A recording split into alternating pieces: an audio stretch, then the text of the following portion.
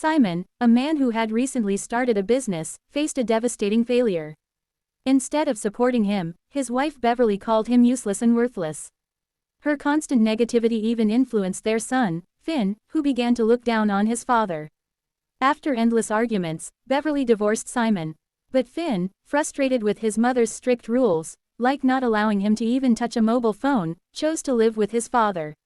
With the little money he had left, Simon bought an old house, thinking he could renovate it and sell it for profit.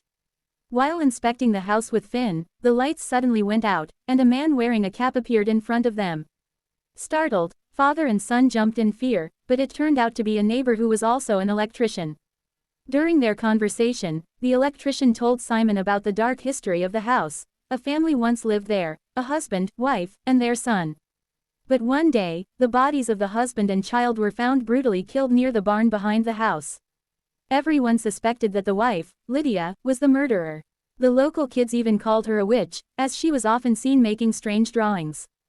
However, the police never found any evidence.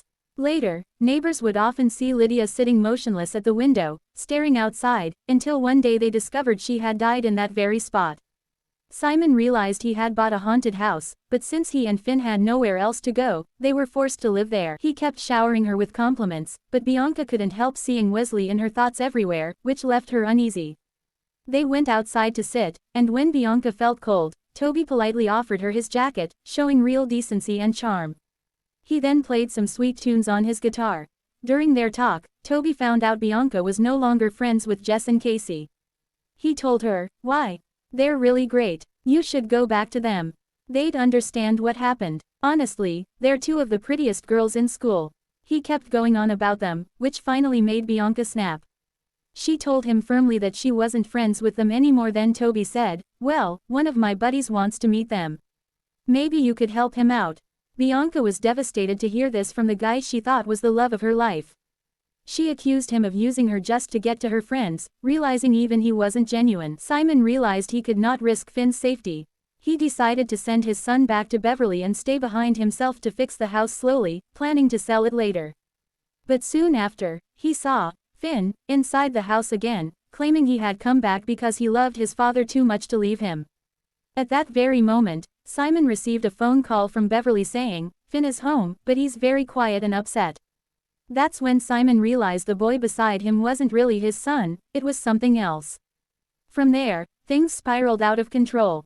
Simon saw visions of himself staring through the windows, Lydia lurking behind him, and eventually found himself trapped inside the house. Lydia appeared and gave him two choices.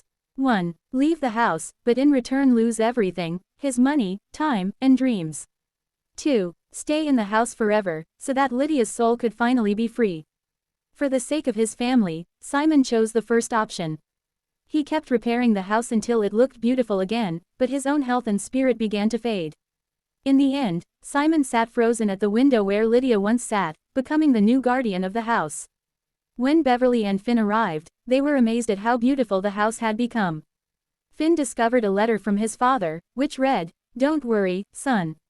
I will always be here, just in a different form."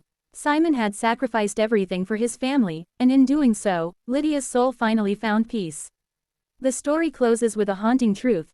Simon became part of the house itself, his spirit forever tied to it.